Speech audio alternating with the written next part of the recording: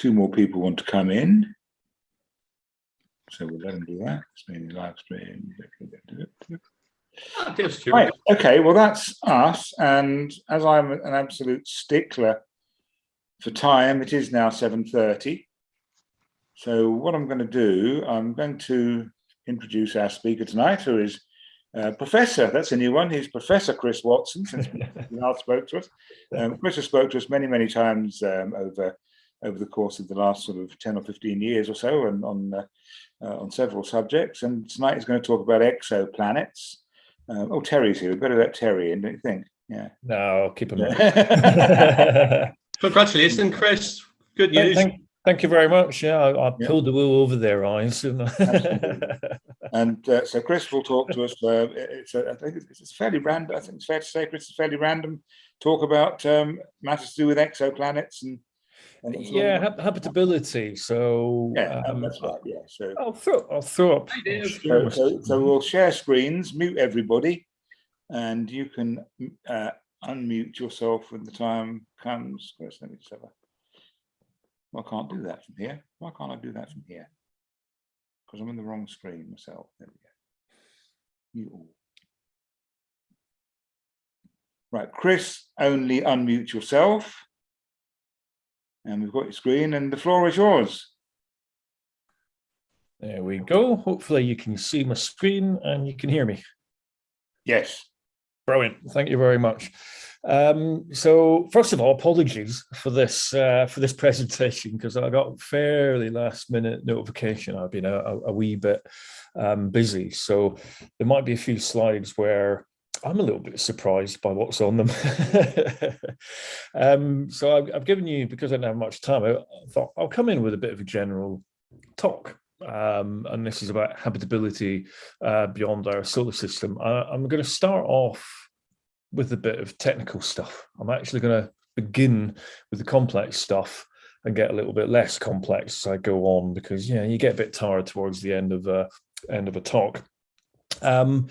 So if this will work, I'm not going to talk about habitability in our solar system. I'm going to go like, okay, from my perspective, and there's a lot of kind of my own personal opinion in this as well, hopefully informed by science.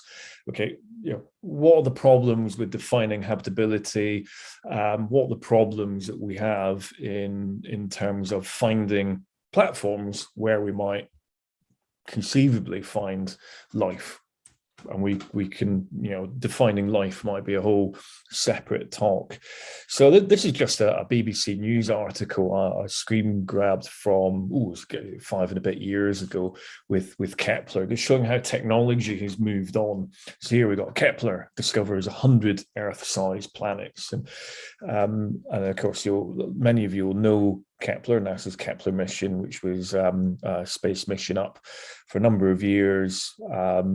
The principal mission was staring at about 150,000 stars in the constellation of Cygnus.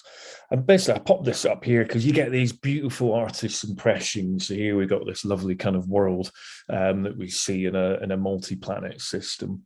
And we'll get back to Kepler a little bit later on, actually. But the point here is we're transitioning to an era where we can find Earth-sized planets. Now, that doesn't mean that they're what I would call Earth analogs.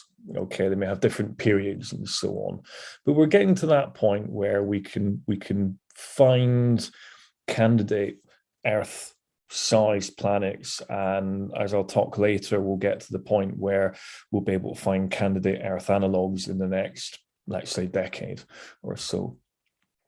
So I want to define habitability and what the problems with that is. So you might have heard of the Goldilocks zone, or the habitable zone here. So this is, I don't know why I put this slide up, but this is Goldilocks in her bed with the bears go like, why are you there? So they call it the Goldilocks zone. And this is the classical habitable zone. So I don't know if people can see my cursor. It's down there. Paul, can you let me know? No. Well, so if you look around a bit, because I'm not seeing it just a second. No, I've kind of got it around the 0.01 down the bottom left on the distance scale. No, I'm not seeing it. Well, there we go. So basically what we've got here is we've got distance on the bottom, okay, in astronomical units. And then on the y-axis, I've got the mass of the star.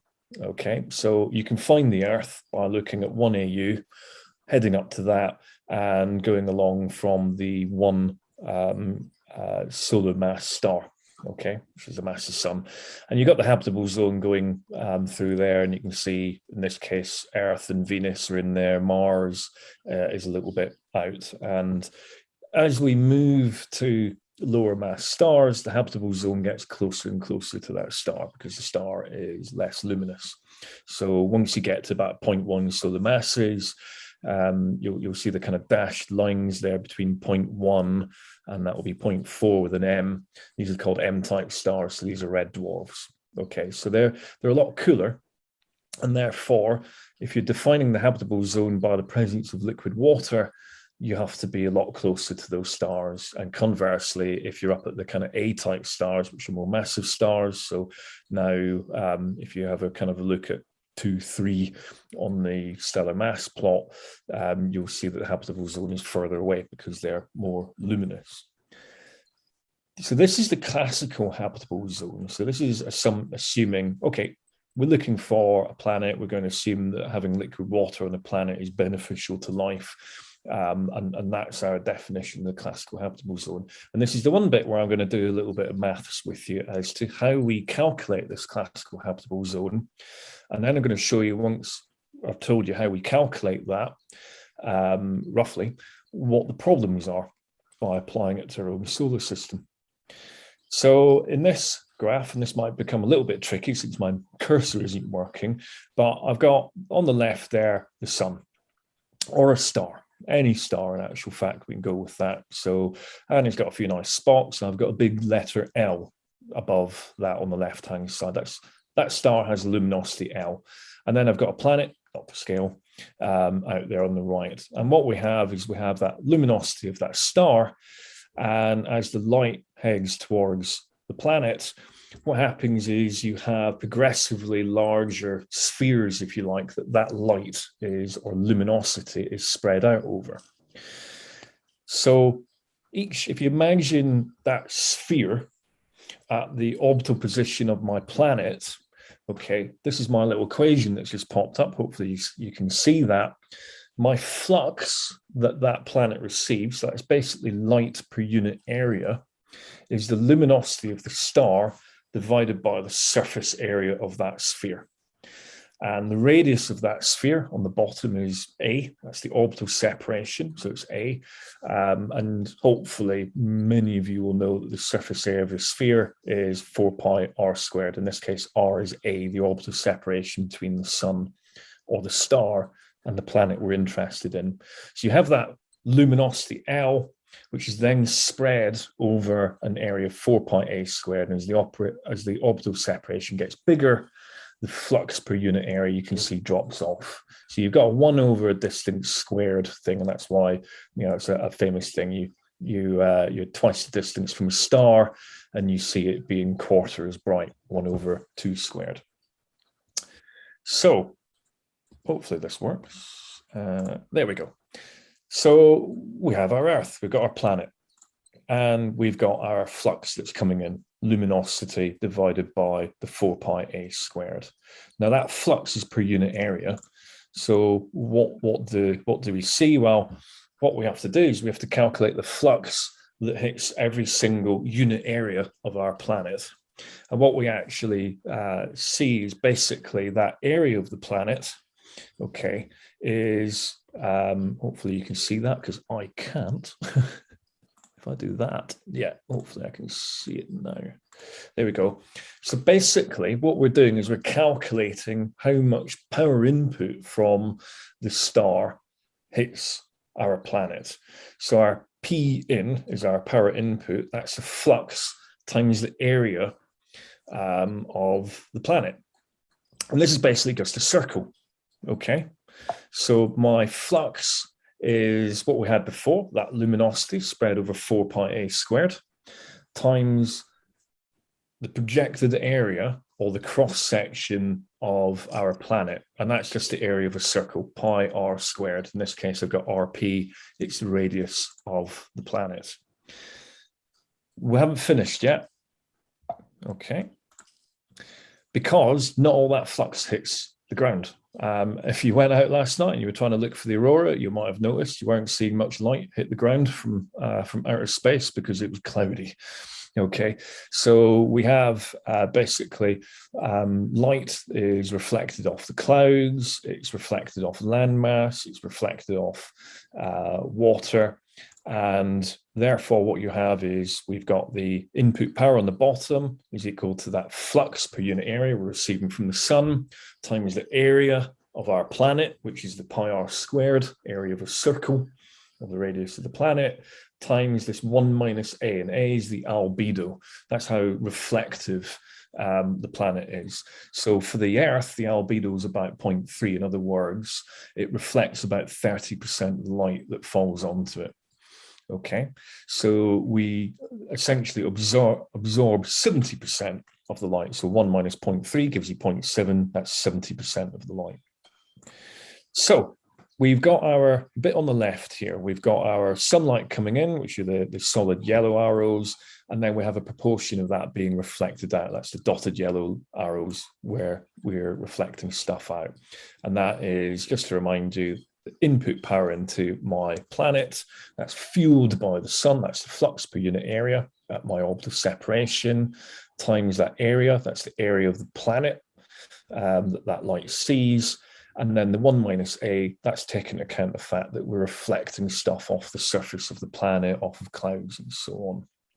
And what I want to do is, well, okay, I'm going to balance this because what goes in must come out.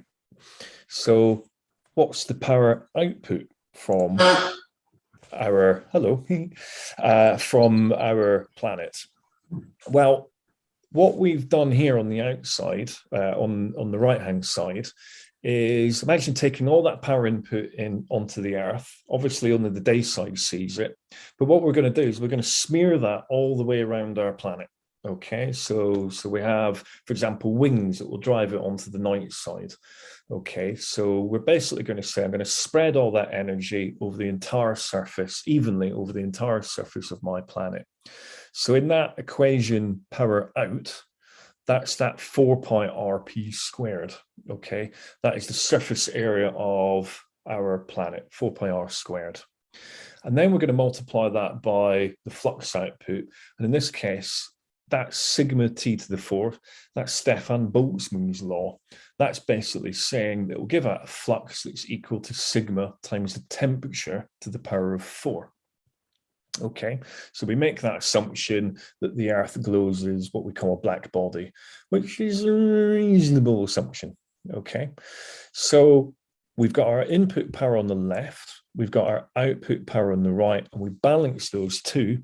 And if you balance those two, then this is our, of course you can't see my cursor, but on the left-hand side, we've got that flux, which is the luminosity, which is then spread over basically a sphere of surface area 4 pi a squared.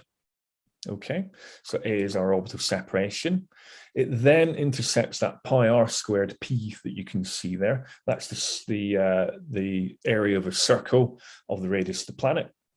And then we reflect a bit back. That's that 1 minus A. Okay, and the rest that we don't reflect that back, we absorb. And then on the right-hand side is that input power. And what I can do is I can knock off these terms because we've got it on the left and the right. So basically, this whole input-output power thing, when we're trying to calculate the temperature of our planets in this reasonably noddy way, cancels. So the radius of the planet doesn't actually come into it. Okay, it's the orbital separation, the luminosity of the star, how reflective that planet is that comes into this equation, and that gives you the temperature. Everything else is are constants or knowns. So I can just rearrange that because I'm interested in what the temperature of my planet is. And if you trust me, but you can rearrange this, you end up that we would estimate the temperature of a planet depends on that L, the luminosity of the star. It depends on the albedo, the reflectiveness of that, the big A. A bunch of constants, the 16, the sigma, we know what that is theoretically, pi, and the orbital separation. So it really only depends on the luminosity, the albedo, and the orbital separation.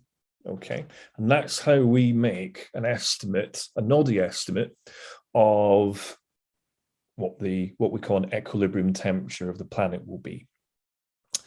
So if I go off and I now pretend I'm an alien and I see, well, let's forget about the moon, but I see Mercury, Venus, Earth, and Mars, I can measure their orbital separations. I can do that. I can measure the luminosity or know the luminosity of the star. Okay, I don't know the albedo. So as an alien, I'm going to go, and let's say I'm on a planet that looks like the Earth. I'm going to say, right, okay, I'm going to project my planet, the conditions of my planet on these 4 planets, Mercury, Venus, Earth, Mars. I'm going to calculate my equilibrium temperature. I'm going to assume that the energy from that star is spread around my planet quite nicely. You might expect that if you've got a nice atmosphere, okay, and winds, that will spread some of that energy around. If it's reasonably rapidly rotating, then all parts of that planet will get heated throughout the day, and then the atmosphere will hopefully keep it warm during the night. What temperatures do I actually get if I presume I've got the same albedo as the Earth? So this is what we've got at the top. So Mercury, I would estimate 136 degrees centigrade. I would look at Venus and go like, oh, Venus is nice, 31 degrees centigrade, you know, that's quite nice. Majorca, Greece, you know, down the Med, looks quite a nice place. Earth, a bit chilly, minus 19. That actually langs out of my 0 to 100 degrees centigrade a little bit. And then Mars is out there, kind of minus 67, okay, with my noddy estimate, equilibrium temperatures. How does that compare to reality? If you look at Mercury, that range is anywhere between minus 180 roughly to 430 degrees centigrade. So I go, okay, what have we done wrong there? Well, if I take an average of that, 180 to 430, what do I get? I will get something that is of the order of, at 305, about kind of 120, 130 degrees C probably, if I average all that together, which is not far off my estimate. The reason it's bouncing around like this is because it has no atmosphere. So I get a really hot day side and I get a really cold night side. And in my assumption, I've assumed that the energy spread quite nicely, so I don't have large day-night temperature variations. But you see, it kind of works out that the average of that is pretty much near where I expected. Venus, however, I estimated 30 degrees centigrade. The actual temperature is about 470 degrees centigrade. Way off. And in actual fact, it's worse than that, because what I've actually done is I've actually assumed the albedo of the Earth in this calculation. The Earth reflects about 30% of the light.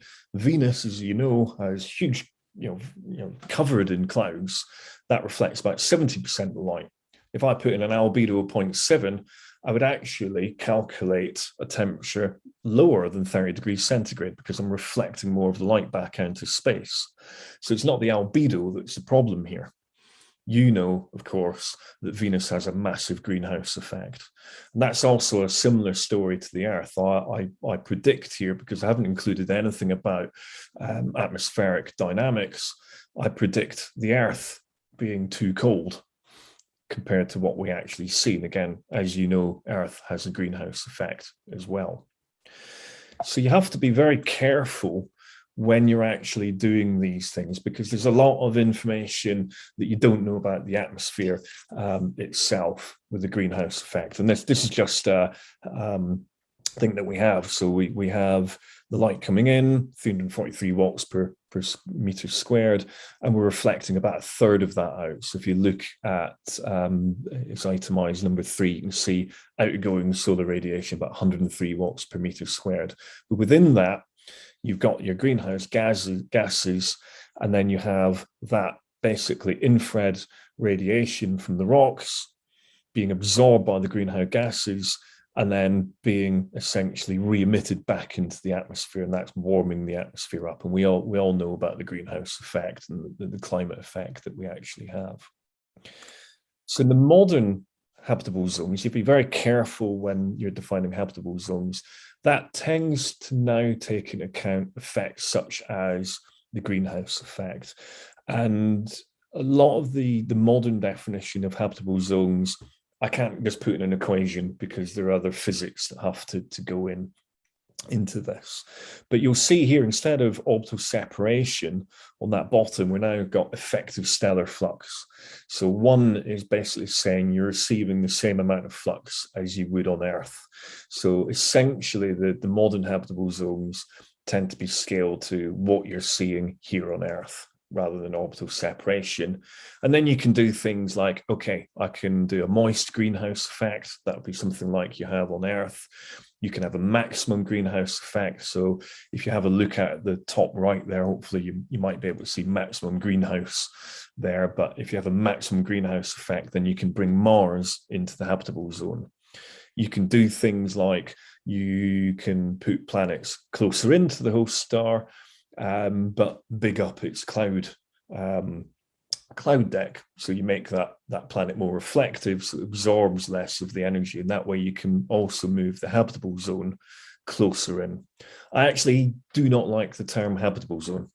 I actually think it should be retermed temperate zone, because as I'll talk about later, being in the so-called habitable zone may not mean you're habitable at all. Okay, so I prefer the term temperate zone. Then you can do other things. Okay, so you can play around with your atmospheres. So this is quite a complicated diagram, but again, we've just got orbital separation down the bottom, and we've basically got different types of stars, and that banding again is this habitable zone. So the greeny color that you have there is a habitable zone if you have a dry terrestrial planet. Dry basically doesn't have a lot of a moist greenhouse effect. So therefore you can push the habitable zone a little bit closer to your star. You then have something that is a bit of a moist greenhouse effect, Earth-like, that's that light blue. But other people rocked up and said, well, there's other types of atmospheres you can have. Okay, you can have a hydrogen atmosphere planet, that thing up at the top right, in which case you can extend your so-called habitable zone all the way out, in the case of a sun, all the way out to Saturn, because hydrogen is actually a greenhouse gas. And even probably kind of more strange is if you have an internal heat source, and we know that, you can see the eruptions on La Palma at the moment, you've got radioactive isotope decay. If you have an internal heat source and a hydrogen envelope, you can dislodge that planet from its star, and it will still be warm enough to hold liquid water if it's got a big hydrogen atmosphere. So you can have planets that don't even have stars, they're free-floating planets that potentially meet the criteria where you can have liquid water on them. So this is just a few kind of examples that came from this study about hydrogen atmospheres. Greenhouse gases may boost chances of exoplanetary life, mucking things up down here on Earth, boosting habitability out there. And it's basically, they're saying here again, large planet with a hydrogen-rich atmosphere can conceivably trap, and I like the word, a goodly amount of heat, wherever a goodly amount is, enough to warm the surface of the planet to allow for liquid water. And then someone noticed that, oh, hold on, if they discover fire, hydrogen, fire, oxygen, not a good idea, not a good combination. So presumably they haven't, they would never get round to inventing cigarettes. And this is another one. So this is, it was a study by an astrophysicist, Sarah Seeger. It was actually then postulated that planet could actually not have a host star, may not orbit a star, but still be warm enough to technically meet this definition of habitable. So in other words, what you can do is you can play around with your atmospheres and pretty much almost make anything habitable. So that's the that's the games that you can play in this field. So that is kind of habitable zone. And then I'm going to move to the galactic habitable zone. So we've got habitable zone around stars, and I'll come back to that again. But there's also potentially habitable zones around galaxies. And this is, basically a schematic of our galaxy, and the green is roughly where we might think that we have conditions that we think might be good for life within the galaxy. Now, why? Why that green area? Why not all parts of the galaxy? Well, first of all, when you're forming a planet, you need heavier metals. Okay, if you want to form a terrestrial planet with a rocky surface so that you and I can go and walk around, you need things like iron, you need things that are heavier than hydrogen and helium. And indeed, we believe that one of the most likely planet formation mechanism, something that we call core accretion, depends on basically forming a rocky core by the amalgamation and impacts of smaller bits of asteroids and so on to form a rocky core, and even quite potentially the gas giants form that way. You form the rocky core, and then with the gas giants, if you build a big enough rocky core, you can then accrete all your kind of gas on to produce a gas giant. But in order to do that, to form a rocky core, you need rocky material. And as you will hopefully know, the universe, when that began, only had hydrogen and helium. Okay, it didn't have any of the heavier elements. How do you build the heavier elements? Well, that is by the grand recycling scheme that you have in the universe, whereby you form you form stars out of your nebulae. That would have been hydrogen and helium to begin with. Ignore the top branch, but if you look at the bottom branch, so you have your protostar that moves to that main sequence star with a high mass, they will ultimately go supernovae if they have masses maybe about 8 times that or so of the sun. They go supernovae, and in that supernovae blast, that's when you create the heavier elements and then scatter them across the universe. So first, you'll form populations of stars that have no metals. Okay, you're not going to form rocky planets around them because there are no metals. Okay, no heavier elements than helium. You then have a supernova goes off, you enrich the universe in metals, and we call metals anything heavier than helium.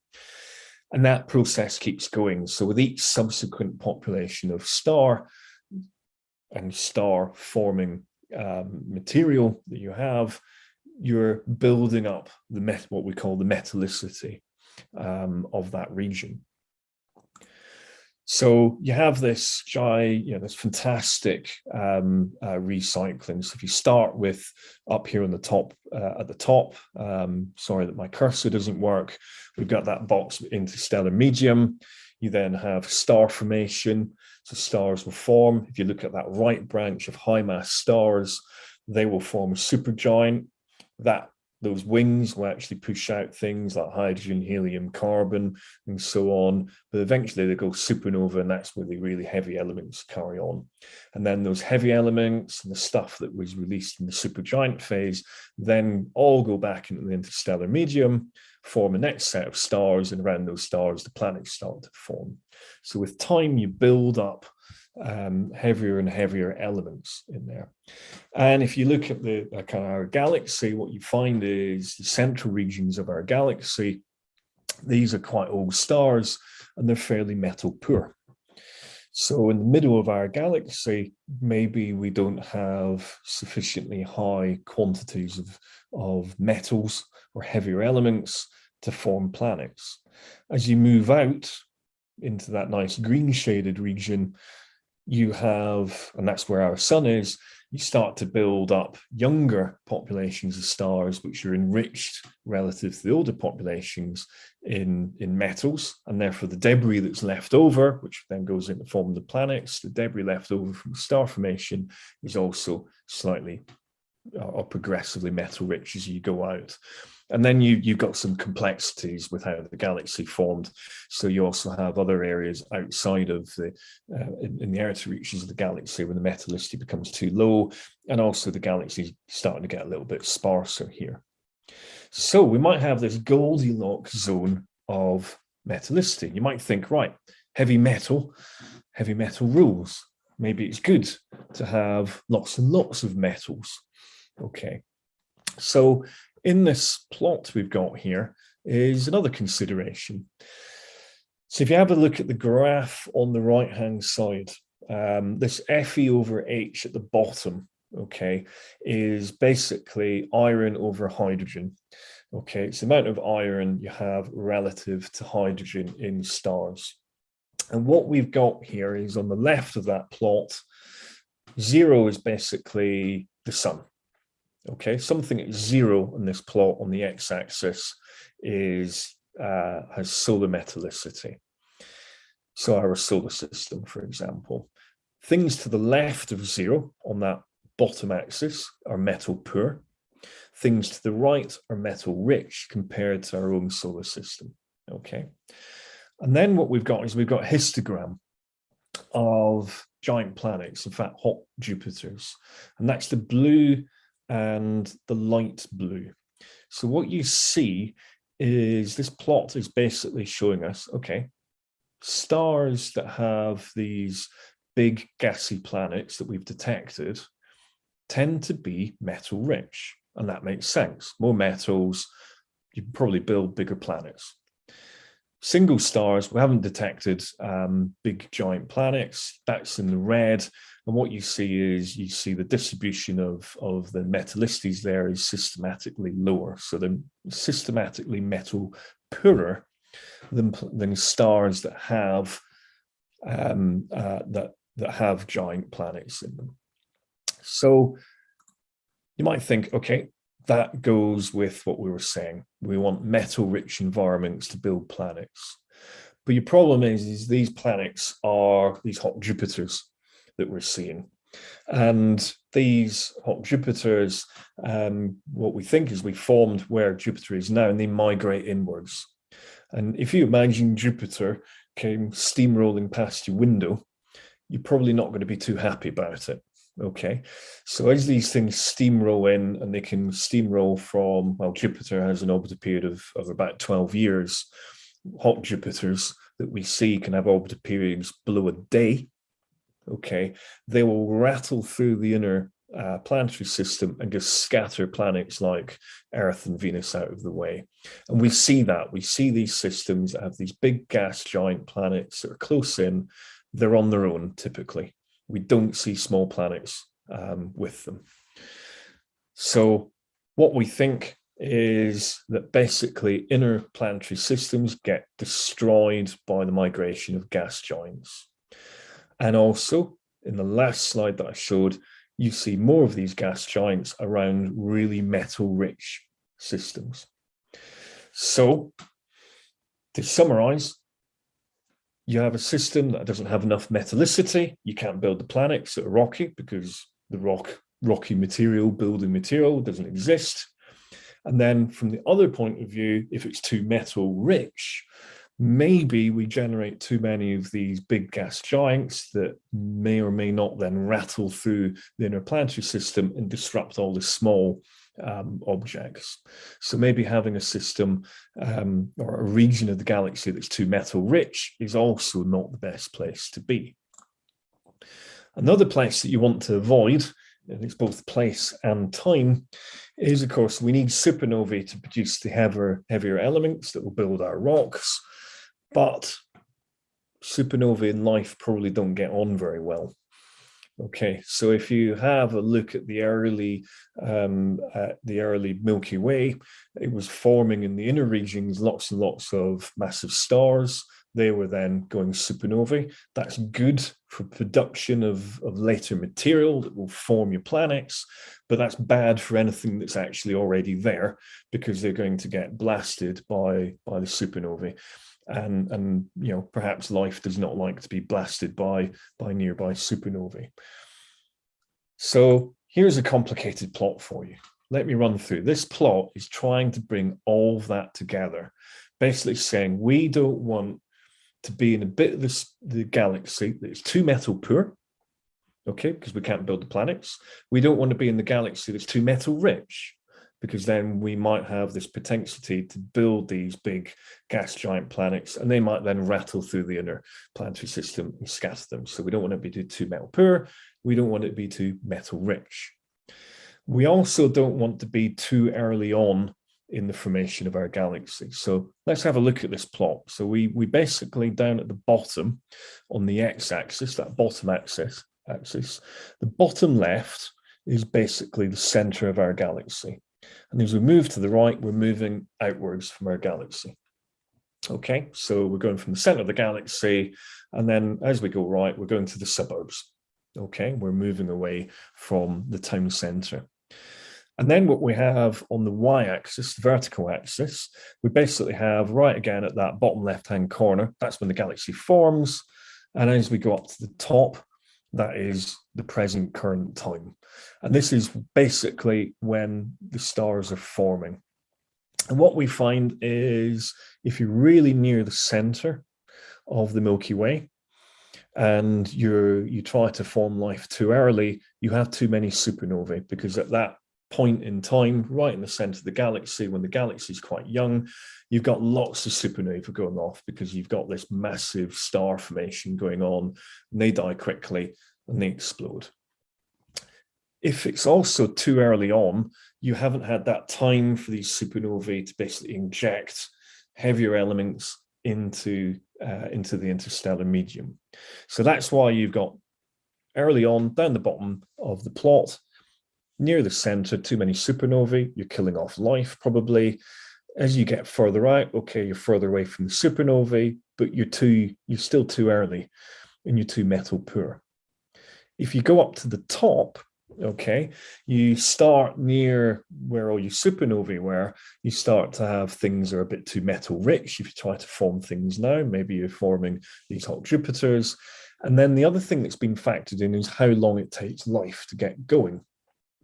So that gray regime is, yeah, you could probably form life, but if you tack on the fact that it's taken maybe 4 billion years or so for life to really get cracking on Earth, anything that's formed in the past 4 billion years, probably you've had too little time to actually form life. That green zone is your galactic habitable zone, in this study anyway. Okay, and you find that the sun is not too far off the really nice sweet spot in this study. Okay, now you can tweak things and you can move things around in this plot. This is not the final, say all to this. This is when you factor in all these things, what's a good estimate of what the galactic habitable zone is. So you find the sun is quite nice, and perhaps what you might find if you were looking for life is that life perhaps got going a little bit earlier than us, and we might have to look a little bit closer in the galaxy to find it in this study. So that is it. So let's say, okay, we've talked about habitable zones, where you have to be wary. We've talked about the galactic habitable zone as well. What if we find Earth too? Okay, so we're in the right bit of the galaxy. It's around the sun. It's actually a nice rocky terrestrial planet, just like us. What are the things that we got to consider when we're talking about habitability? So it's things like the rare earth argument, that there are other factors. Okay, so we know that we get impacted by asteroids. Okay, that may not be a good thing. So plenty of examples of that. Here's a nice, very scientific picture. You've all heard about, possibly, quite likely, the dinosaurs were wiped out by an asteroid strike. And I like to imagine like a dinosaur would actually have that expression as the final moments came in. So this is actually a plot of mass extinction.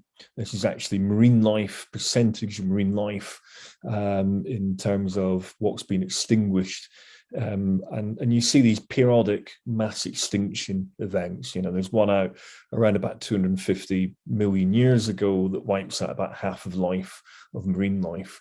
And you see these spikes almost every 50 million years, okay, where we get hit by something. And you can also see that the percentage of marine life destroyed has been tailing off, thankfully, in recent history.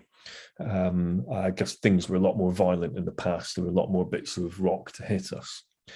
So the rare earth argument is, well, maybe Jupiter is scooping up lots and lots of these asteroids that otherwise would come in and collide with the Earth and repeatedly wipe out large fractions of life and maybe stop life getting on. So maybe we have Jupiter acting as a hoover that protects us.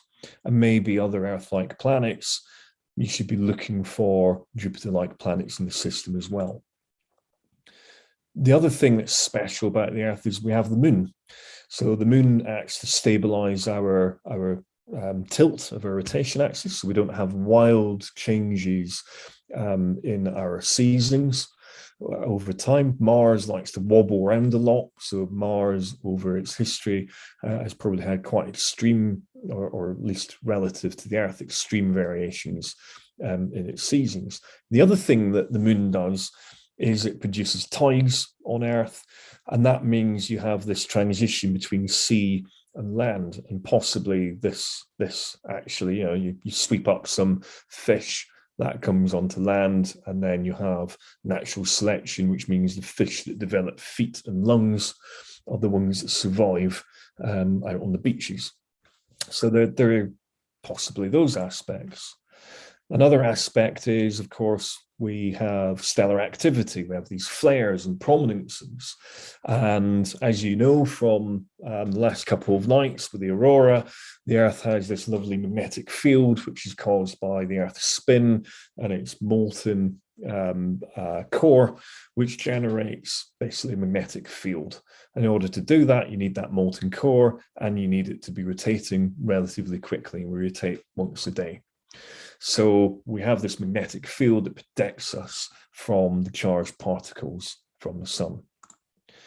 Now, if we go and have a look now, and we don't have too long left in this, okay, how does this tally if I now go, right, let's not look around an Earth 2 around the sun-like star, but I consider now, go back to my habitable zone for different types of stars. So again, on this plot, I've reverted to observed distance in astronomical units on the bottom axis and mass of my star on the vertical axis. And basically, if you look at the M stars on that, you see the habitable zone is a lot closer in. And you can do fun and games here. You can take that equation I showed you earlier for equilibrium temperature, put in the luminosity of an M dwarf, we know what that is, calculate the orbital separation. If you know the orbital separation and the mass of the star, you can calculate the orbital period. What do you get for the orbital period of a planet around a red dwarf that is in a region where you might expect liquid water? You find an orbital period that could be as short as a few days, 1 week. So for the sun, you're at about 1 year. For some of these red dwarfs, you could have something in an orbital period of 1 week. Okay. If you also have a look on this diagram, you might see that diagonal line that's got tidal locking. Okay. So to the left of that line, theory tells us that just like the moon has locked its rotation period to its orbital period around the Earth, so we only ever see roughly one side of the moon facing us, the same things happen for planets around stars. If you put the planet close enough to the star, what happens is you lock the planet's day to be equal to its year. So what does that mean for your planet around a red dwarf? Well, it lies on the side where you expect this tidal locking to happen.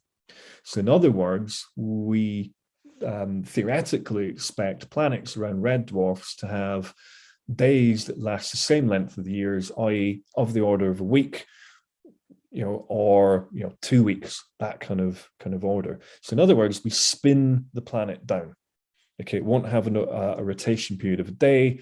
It will have a rotation period maybe of a week or tens of days. And one of the things that generates our magnetic field is we need rapid spin. Okay, so for these systems, for these planets, what you might do is you might end up shutting down that magnetic field protection because your planet is no longer spinning quick enough to generate magnetic field. It acts like a dynamo that you have on like a bike light. If you stop cycling, pedaling, and you have a dynamo light, the light goes off. Okay, so in this case, the magnetic field of the planet may turn off. So you're exposed to nasty radiation from the star. Another thing is, well, in that case, you also have a permanent day side and a permanent night side in these objects. If you have a permanent night side and you're not moving heat efficiently on from the day side to the night side, maybe what happens is you freeze out your atmosphere and you end up with a global collapse because your atmosphere in the night side collapses and that brings down the atmosphere on the day side. So possibly you might cause your actual atmosphere to collapse. There's another thing, and maybe I won't talk too much about this plot, okay? But again, with these red dwarfs, they like to crack out large flares. So this diagram at the bottom here, which looks complicated, is basically telling you that these red dwarfs like to chuck out X-rays much more than the sun does. So you see here at the bottom of this plot, we've got the sun, and basically that line is telling us what the X-ray luminosity of the sun is. Basically, not quite, but that's the X-ray luminosity of the sun when it's really kind of giving it a bit of gusto. And then all these points that lie above this line are the X-ray luminosities that we see for red dwarfs. And they all lie above that line. And it's a funny plot, it's a log plot. But basically, those stars up, I've indicated there, can have X-ray luminosities 100, 1,000 times that of the sun. So they're a lot more X-ray luminous. X-rays and life don't get on. X-rays and atmospheres don't get on because that will strip an atmosphere and dissociate things like water. And worse than that, for a red dwarf, I've got my planet in an orbital period which is much closer. It's 1 week. So it's right in the firing line. It's right up against these stars. So are these red dwarfs actually a place where you expect to find habitable life? There's another consideration, okay? And that is that stars have different lifetimes. So this is just a plot. If you have a look at the left-hand side, you'll see right at the top there, spectrotype B0. But you have a mass there, 17 solar masses, so 17 times the mass of the sun. If you look at the top right, if you follow that row across, you've got the lifetime there. The lifetime of that star is 3.5 million years. Life won't get the chance to get going around that star. If you consider, that the sun has a lifetime of 10 billion years, roughly. So if you pop that onto this graph here, so this is basically life, how we think life on Earth progressed from basically the formation of the Earth down the bottom. Modern-looking humans were up there at 5 billion years after basically the solar system formed. Dinosaurs are in the last kind of few 100 million years. And then what we've got here is we've got stellar lifetimes for different types of stars. So A0 is just a classification of the star. So it's a star that's more massive than the sun. And what you see is you can basically chalk off different types of stars because the lifetimes, an F0 star has a lifetime of 3 gigayears. So if life around that star got going at the same rate on Earth, basically that star is dead by the time life gets going. So your most massive stars probably live too quickly. They die too soon for life to really get going. Your less massive stars, maybe the conditions are just not correct to get life on them as well. And you might wonder why then, okay, we're not really looking for life around massive stars because it's difficult to do. The more massive the star, the smaller the signals of planets are. So we tend not to look after them. But you might have seen quite a lot about trying to find planets around red dwarfs. And that's basically because we've got this kind of drunkard's bias that we have. Our technology and our techniques are better to find planets around small, low mass stars. And I said the drunkard's bias. You might have heard the story of the policeman, and he sees a drunkard underneath a lamppost, and he goes over and like, well, what are you doing? And the drunkard goes, I'm looking for my keys. And then the policeman goes like, did you lose them here? And he's like, the drunk goes like, no, but this is the only place I can see. And that's exactly what we have when we're looking for these M dwarfs or habitable zone planets. At the moment, we're biased to trying to find them around these lower mass stars because their orbital periods are a lot lower. So we get it just much easier to find them, but it may not necessarily be the correct place to be looking. So I'm going to skip through some of this and kind of just wrap up with where this might be going, because I've been talking for about 3/4 of an hour. So I'll try and do the last kind of 5 minutes here. So this is some of the things that Kepler showed us that we could do. So here is basically in each one of these plots, I've got the solar system, and we've got the habitable zone here, color-coded in green, and some of the Kepler discoveries on top. So here's Kepler 22, and what we find is we find a nice, again, in the habitable zone of that planet. You can see down here at the bottom left, though, it's a big planet because we're biased. It's easier for us to find big planets. So while it's in the habitable zone, it's something that we would call super Earth or a mini Neptune. Okay, it is a big planet. It may not even have a rocky surface. So it's in the habitable zone, but may not be the right type of planet. Here we've got Kepler 62. Now you can see that drunkard's bias that we see. So compared to the solar system, my habitable zone is shrunk, and that's because I'm looking around a cooler star. So the signals are much bigger, and the habitable zone is much tighter. So my signals repeat because the orbital period of these planets is much, much smaller. But again, you've got here, I think 62E, 62F.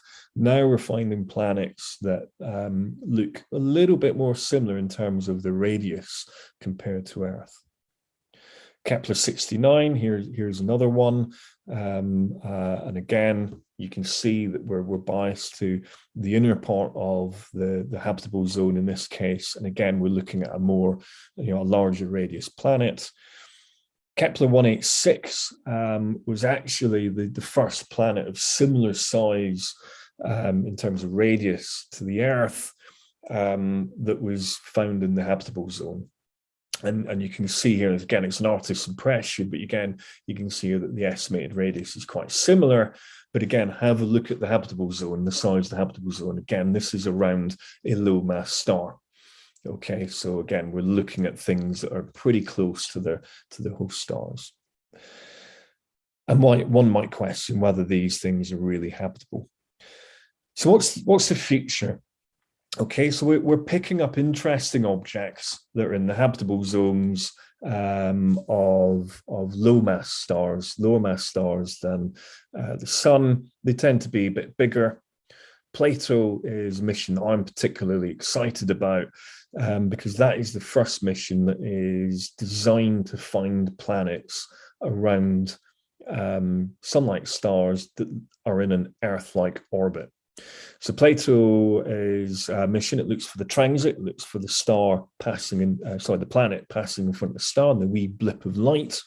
So from that, we can get the radius of the planet, and we get the orbital period, the year of the planet. And then you can do all the techniques that I just showed you to see, well, is that an interesting habitable zone or temperate zone planet? That is kind of a €500 million European Space Agency space mission, probably launching in 2027. Who knows? Sometimes these things get a little bit delayed. And it's it will look for, probably about a decade. I don't think that has been completely firmed up. Sorry, it will look for, it will stare for a few years. And you could at that point, within 2 or 3 years, if you're lucky, have at least determined some candidate Earth analogues from this. Okay, I've probably talked for long enough. I do have other slides, but we can stop there, and I'm quite happy to take questions if people want. Chris, thank you. That was absolutely amazing, and I learn everything from, I learn something at least from every talk that we do, and I didn't really think ever that there was a galactic habitable zone as well as the ones we know about round stars and so on. And you've got me thinking a little bit. Many of the stars in our galaxy, and presumably the rest of the universe, are not lone stars. They are they're part of a binary or multiple star system, whatever. How does that complicate matters? I assume it does. Yeah, it can do, and of course we know of planets around binary systems. In fact, we know of planets that are technically in the temperate zones or habitable zones, if that's what you want to call it, around binary stars as well. So in terms of, there are a few aspects that you can pick on here. In terms of the stability of the orbit, you can have, you can imagine 2 stars, and what you can imagine is 2 different types of planetary systems where you've got a binary star. You can have one where you have a star, you have a planet in orbit around that star, and you have a star then orbiting the star-planet system. Or you can have like a close binary, and then a planet outside of that binary system. So in terms of stability, although I'm not an expert on this, that one where you have a close binary and the planet lying outside, they tend to be more favorable to having stable planetary orbits than the other bit where you have a star and a planet and then another star further out. So these, what we call circumbinary planets, we've spotted quite a few of those. In terms of the habitable zone, in that case, if the binary system is sufficiently close, you can essentially sum up their luminosities and do the same kind of trick. Typically what you find is you just move the habitable zone a little bit further away from that binary system because you have more than one star flux or luminosity in there. But in terms of stability, you can have them perfectly stable. You can also have interesting things. If you imagine one of these planets and where you have a binary system, you're going to have about 3 shadows. If you imagine sat on that surface of the planet, you could have, let's say we've got a sunlight star and a red dwarf. You'll have a shadow cast by the sunlight star and everything else will be yellow. You'll have a shadow cast by the M dwarf, and then you've got the bit where they're both casting shadows on the same bit. So you're going to get this really it's going to look really, really weird on that planet. Brilliant. That would be a very strange place indeed, wouldn't it? Now, should we dive into the chat a bit? Let me just go and have a look. I think Terry was first. Yeah. Terry, you had a question. Are you with us, Terry? You're on the far end of the internet here. I'm not quite as far away as some. I'm down in South Wexford, but I have got a connection. I phrased the question probably in a rather silly way, but I was so fascinated. First of all, Chris, brilliant lecture, and you didn't lose me in your equation, so that's a good start. I'm glad of that. I thought I'd take a risk. I learned so much there about all the different factors that people sort of brush over. That was absolutely fascinating. But the difference between the theoretical calculation of the habitable zone and for a planet like Venus and what we actually have. What I'm wondering is, if we look at another planetary system, say 100 light years away, not too far, not too close, and we see a planet in what looks like a similar sort of distance from its star to Venus, can we tell whether it might have a runaway greenhouse effect and therefore be far too hot? or is that beyond our capabilities at the moment? So the answer on that one, it's a really good question. So the answer on that one is no. We at the moment we can't tell. We can't probe the atmosphere as good as we would like to. And that's what we would need to do in order to tell whether there was actually a greenhouse gas. We would need to see what gases were in that atmosphere.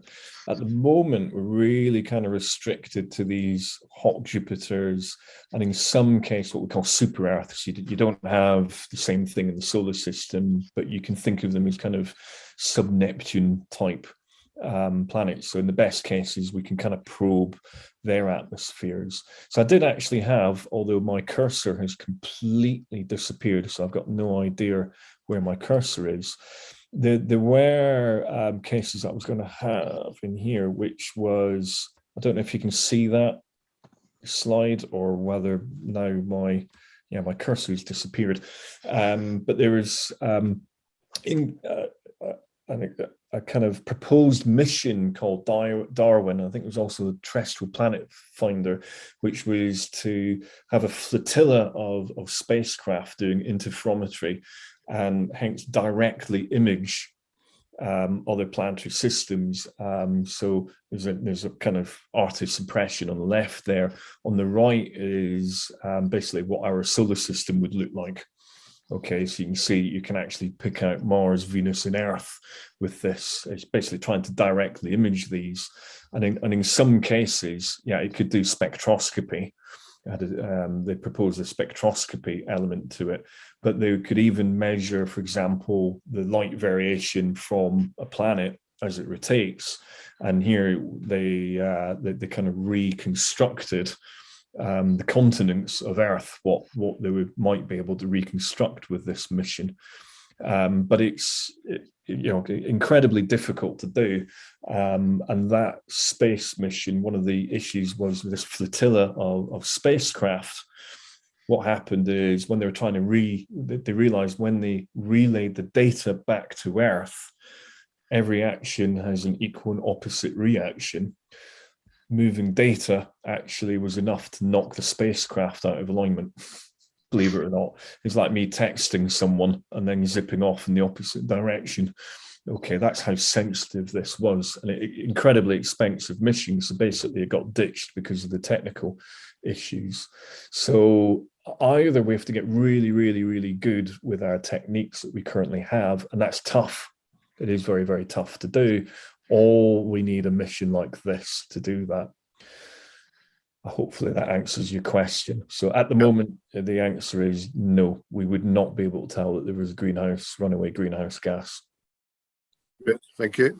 And that's the dangers. That was my kind of warning, is that when people rock up and say, "Oh, this is in the habitable zone," take it with a touch of salt, because we don't know what the atmosphere is like. And you can have planets that are in the habitable zone, but is it really habitable for all the reasons I talked about? Has it got a solid surface? Is another one. And also then, does it need one? Does it need a solid surface? There's lots of open questions. Brilliant, thank you very much, Chris. Joey Davidson, you had a question about life on exoplanets. Yes, thank you, Paul. Excellent talk, Chris. Absolutely fantastic talk indeed. Fascinating subject as well. I think the Drake equation was put together in the 1960s. Was it the 1960s? The Drake equation? Oh, I can't remember. I wasn't born. I think it may have been. And there's so many other factors since then. For example, as you mentioned about Jupiter as a sort of a vacuum cleaner for sucking up massive, really dangerous and meteorites or objects that would destroy the Earth. The moon also acts, I believe, in that as well. The fact that the Earth at that particular habitable or temperate zone, the right size, right composition, tectonic plates, magnetic, you could list scores of factors in addition to the Drake equation, the stability of our G-type star over billions of years, that relative stability in order to allow, more complex and quite complex life to evolve. And my question is, with all these factors, you know, the Earth seems almost ultra freakishly unique, you know, and it's even the very solar system composition, where the planets are, etc. In your opinion, and again, the caveat would be based on the information we have to date, because as far as I remember, there was only one exoplanet discovered in 1995, and from then it's been thousands of them. Yeah. But you know, the caveat would be to date with the data we've got at the minute. You know, what would be your opinion on? I won't even ask about intelligent life out there, just the possibility of us finding any kind of life, because it seems very hostile or desolate, doesn't it? You know, very anti sort of life environment out there in the galaxy. So I actually had a slide I ran on, because I didn't have time to check my timing of my talk. But I actually had, you know, the final slide I was going to show was the Drake equation, which hopefully you can see. I'm having a technical issue, which means at the moment I've got a chat window that blocks everything I can see, and I can only see the periphery of my slides. So I know I'm on the Drake equation, and hopefully you can see that, but what I'm about to do I can't see. But basically the Drake equation lists, you know, how many stars you've got, essentially, or the birth rate of stars. But I read it as how many stars you've got, and that we know is a big number. Then the next one I can't remember. What have I got plotted? Someone tell me what I've got there. It's probably how many, what fraction of stars have planets? I can't see. That's right. That's right. Cool. Cheers. So what fraction of stars have planets? I think that number is probably very close to 1. Mm-hmm. Okay. I think if we haven't found a planet around a star, it's because we haven't looked hard enough, or our technology doesn't allow us to see it at this moment in time. Absolutely. Then the next one from memory, and if I'm careful with my arrows, is basically the number of planets that you've got, and that number has to be greater than 1 if you got 1, you have to have at least 1 planet there. So you have a big number. What we are, you know, what I've seen in the exoplanet stats is there are lots of planets out there, and we've known for a long time that nature likes to build more small things than big things. It does that repeatedly. Likes to build more small stars than big stars. It likes to build more small galaxies than big galaxies. There's a lot more asteroids than there are terrestrial planets. Okay, gas giants maybe a bit different from that point of view, but we just see it likes to build smaller things more often. So you just end up that you have a big number in our galaxy of planets, and no doubt about that. Then after that, I can't remember. It then goes like how many, you know, what fraction have life? Yeah, that's okay. it. What fraction of life managed to start to be able to talk to one another? So, and then how long that civilization lives, if I remember correctly. I'm not going to hit arrow keys because I've got no idea where I am in my presentation. So that is the bit: is what fraction has life? That's the unknown. Okay. I went to a conference about life. It was many years ago. It was in Edinburgh. We actually took a vote, and there was all sorts of people. There's, you know, microbiologists, astrophysicists, stuff, and we just basically went, right, do we think there's life elsewhere? Not in the solar system, but elsewhere. And I think it was unanimous. Everyone put the hands up, because there's so many potential sites, we think, within our galaxy alone. Intelligent life, well, that might be a different matter. And that's a bit, that's a tricky one. And also, if you have a look at how we've evolved, we basically came on the scene. We made a lot of racket for a few decades, and we're getting quieter. Okay, so we made a lot of noise, we projected a lot of signals out there, and then basically we all moved to broadband. Okay, you know, so we're actually a lot quieter in our broadcasts now than just a few decades ago. So maybe what you find is that basically intelligent life, if it follows us, is very loud for a very brief period of time in terms of its communication leakage. Right. And then we go quiet. Because there is this thing, it's like, why have we not heard? Why, if there's so many sites of life, why have we not heard from them? Paradox, I forget the name of it, but yes, that's right. Yeah, That's right. yeah. So it is the kind of, where are they? Why are they not talking to us? Kind of thing. The other thing to go from is maybe they are talking to us, but they're so significantly ahead. You know, again, if we put ourselves on how do we define intelligent life from an astrophysicist point of view, the only way that at the moment we could define intelligent life is through a communication signal. Okay, that telephone call. Otherwise, it's just going to be a biosignature, and we're not going to know. So, if we think about it, you know, for how long have we been able to communicate in any way to an external civilization? About 100 years, maybe. Like that, give or take. Yeah. Yep. On a time span of billions of years. That's right. Yeah, no, we've only just come on. So we've only just come on stream. So it's almost, but statistically, any other civilization that can do communication are going to be older than us. And therefore, you're going to say are going to be a lot more advanced. And it's unlikely it's going to be by a few hundred years, you know, even thousands of years. They're probably going to be millions of years more advanced than us. And either they're really, really slow, haven't got anywhere, or they've all gone through Brexit, so they've got no lorry drivers to get stuff around. It's getting through. You know, or they're just using completely different technology that we don't even recognize, perhaps. Yeah. So we're at the right, our own definition of intelligent life. We're dumb. Right. That's a very good point indeed. So we're still getting information, shall we say, gleaning information to find out where we are and things. One other, just I don't want to be taking up too much time, but one other point you did raise, and I heard this from another lecturer, and there could be planets with intelligent life that would be water-based, but they would be intelligent like whales or dolphins and things, but they can't make fire or smelt steel or produce nuclear reactors if they're underwater. And that environment would limit their actual evolution and development as well. So it could be intelligent, but they would be limited in that regard, as far as we know. That's as well.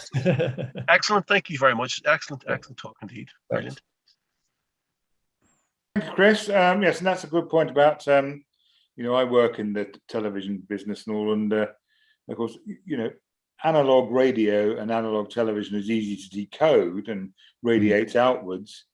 Then we put the satellites up and they radiate inwards. Back down. Yeah. And they're all digitally coded, so it sounds like noise anyway, if you know. So you're absolutely right. And we are even moving away from that now and going to undersea fibers and whatever. So so actually the time that we actually radiate outwards is not very long at all. It is, as you say, about 100 years. But now, Terry, you had a further question, and it was about, and this occurred to me too, actually, as well. It's not just about solar heating, is it? It's Terry, you ask your question. Just wondering about the effect, the percentage effect that internal heating in another planetary system might be, the amount of radioactive decay, which actually produces not as much, but a significant amount of heat at the Earth's surface. So if you had another planet with, say, a higher degree of internal radioactivity, I think it's mainly decay of nickel, isn't it? Yeah. I can't remember, but anyway, could that compensate for the fact that it might be a bit further away from its particular star with a lower flux of radiation from that star? Yeah, precisely. So I'm sorry for flicking through again. My technical issues mean I couldn't jump smoothly to the slide I wanted to show. But yeah, we go back to this plot that I showed where we were considering, for example, a hydrogen atmosphere planet. And remember I said, you could have that, or at least the authors here said you could have that, a hydrogen atmosphere, hydrogen envelope planet, free floating, i.e. no host star whatsoever. And you can see here on the right, internal heat required. Okay, so you're exactly right. You can put something with an atmosphere. You give it that internal heat source, which will likely be radioactive decay as a potential, or most likely the internal heat source that you've got. And then you can put these. So the internal heat source, if I recall correctly in this plot, is basically stick a hydrogen atmosphere planet for the sun. Stick it beyond Saturn, you then need that internal heat source. So precisely, yeah, as long as you've got this nice thermal blanket atmosphere and you have that internal heat source, it's almost like the astrophysical equivalent of the sea volcanoes, where there's no light getting to the sea volcano, but there you've got the heat source going on, and you have life flourishing around these sea volcanoes, like kind of 9-10 kilometers deep.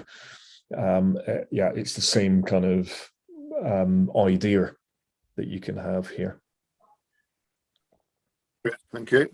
Chris, I'm on holiday actually, and I'm going to have to go, otherwise I'm going to be in trouble. But I just want to say again, absolutely brilliant lecture. I learned so much, and thank you very much. It was absolutely fascinating. Thanks. And I look forward to your new version of the Drake equation with all these other factors built in.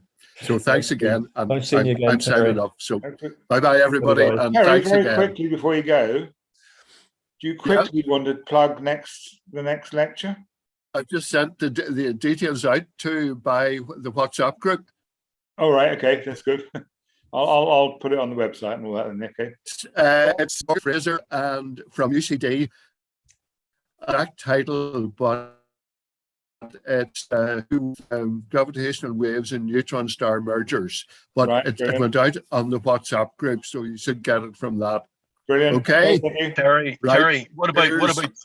Terry, what about 3 cheers for Captain Kirk? Yes. Oh yes. 90-year-old. Beam me My up. goodness, there's hope for us Cheers. all. Sci-fi meets reality. There we are. Unbelievable stuff. Yeah, anyway, Chris, now thank you for that. Now, there was just one more question, and I'm going to. Ken, now we covered in Jerry's question the Drake equation. Did you want to ask any more about that? No, really. I was just putting it forward that the Drake equation was made up at a time we weren't maybe well aware of all the considerations that we Yeah. I mean, and in actual fact, and I mean, Kang's question is a really good one, because the number of people don't particularly like the Drake equation. We're not slating the equation, but a lot of these terms are kind of correlated, and there's a heck of a lot of unknowns in all of these.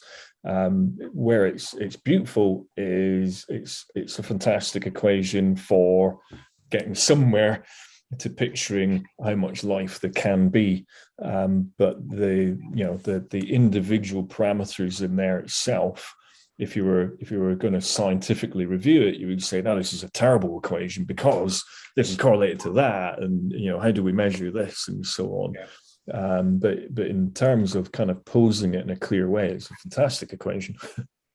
Yes. In terms of having the value of sort of saying, these are the things we need to find out, Yeah. And it also tells you kind of a slider of where you are in your kind of knowledge a little bit as well, in a very nice and neat way. Yeah. Yeah, I suppose it's an anchor that you look at it occasionally and refine what you know, and then you can refine the likely answer. But what you're saying is it's actually looking less likely that the number of intelligent civilizations will exist in our galaxy, for instance. Yeah, I still think it's an unknown.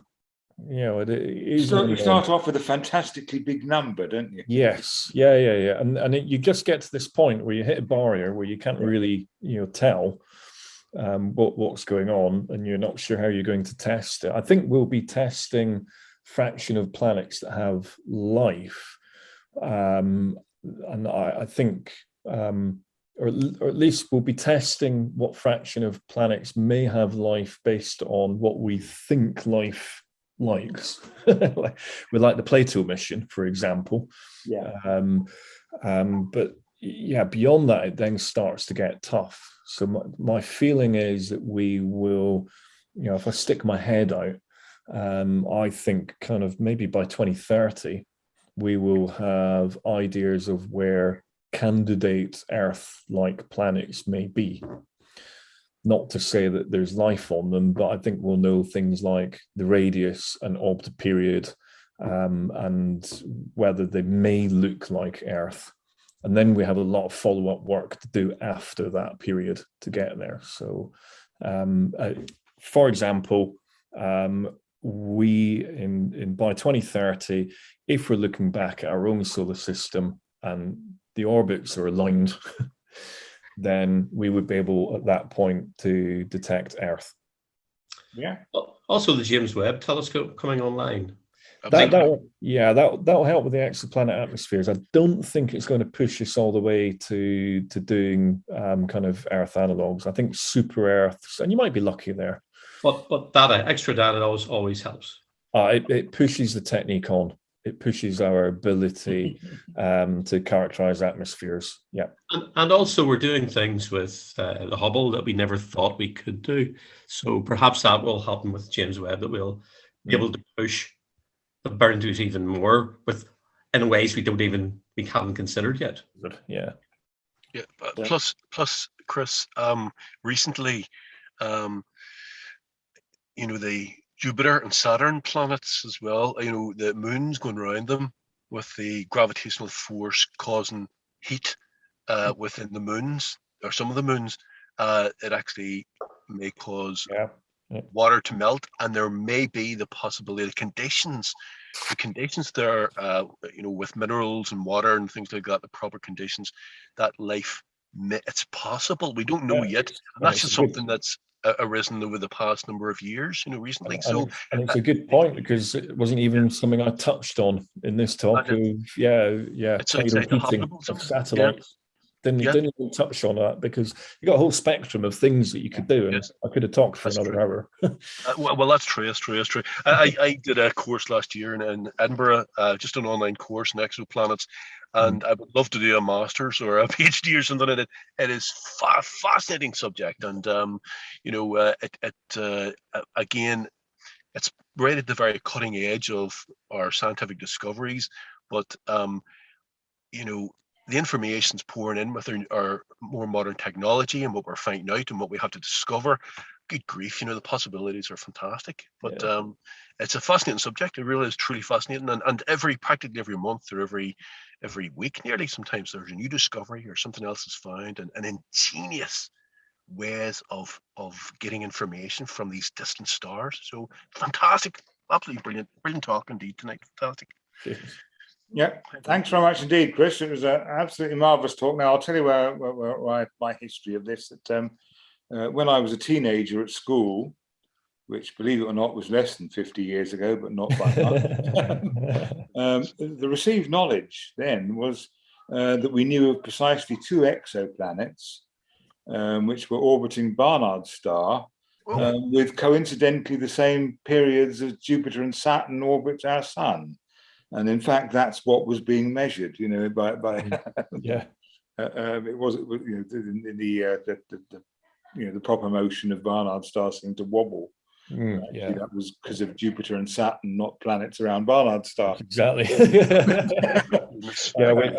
quite a few one-year planets. So far since then, it's fantastic, isn't it? Where we've come from, and 51 Pegasi B was the first one, wasn't it? In 1995. 51 Peg, 1995, around a normal type star.